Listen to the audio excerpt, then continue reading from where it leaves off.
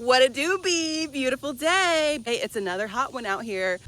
I'm Fi, I'm a romantasy author, and I am 2 years into my indie author journey, which is crazy. So I really self-published because I wanted to have all the control over my books. That's really it.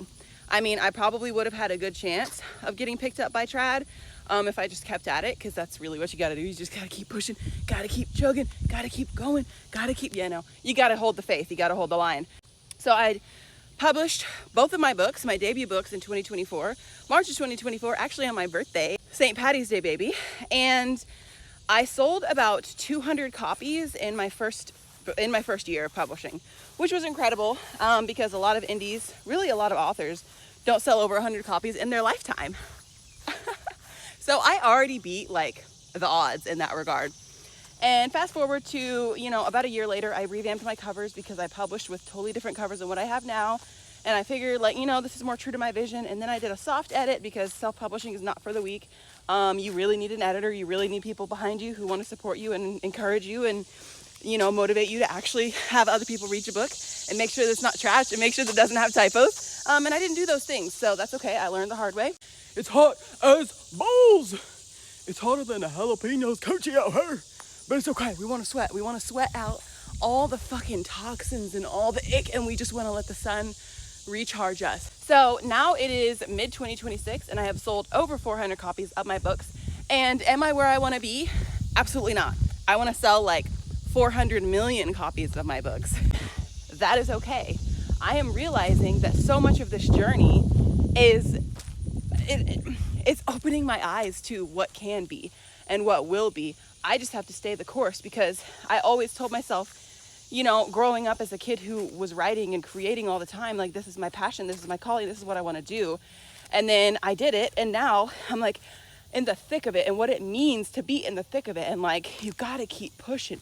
You gotta hold on to that hope and that faith and that vision that what you have created, what I have created, will come to life. And I see so many published authors and self-published authors and romantasies on the rise, and it's so hard not to compare, and it's so hard not to lose yourself in that feeling of like, oh, but everybody else is doing this too. But then I have to remember that, like, I really want this. Like, this is all I've ever really wanted since I was old enough to want anything.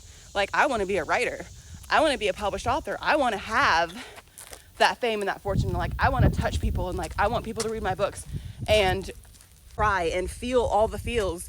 And like, I want to have this iconic world that I've created and that I crafted with my little friend when I was in 6th grade. Like, that's what I fucking want. And then whatever comes from that, I feel like the deeper that I get into my author journey, the more I realize that it's much bigger than just my author journey. And I don't understand in what ways yet. Over the past couple weeks of me getting back on social media and really promoting and like trying to do all these different marketing tactics and like trying to make it about the consumer and like less about myself and like sharing my words and not trying to overdo it, but like sometimes I feel like I'm overdoing it, but then I'm like, who gives a fuck? You gotta ride the wave. Sometimes the waves are going to be big and they're going to be exciting, and sometimes they're going to be small and they're going to be itty bitty, and that is the journey.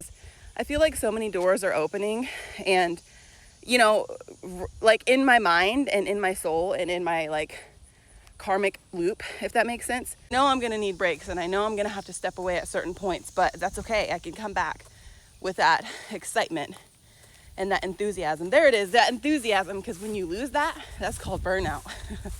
And burnout sucks. And thank you for the support if you're someone who is in my corner. I've had a few people who are not in my corner and been kind of vocal about it, but that's okay. Like, I don't need everybody to support me. I just need the people who want to support me. Because at the end of the day, who Fi's biggest cheerleader is? Fi. It's me, bitch. It's me.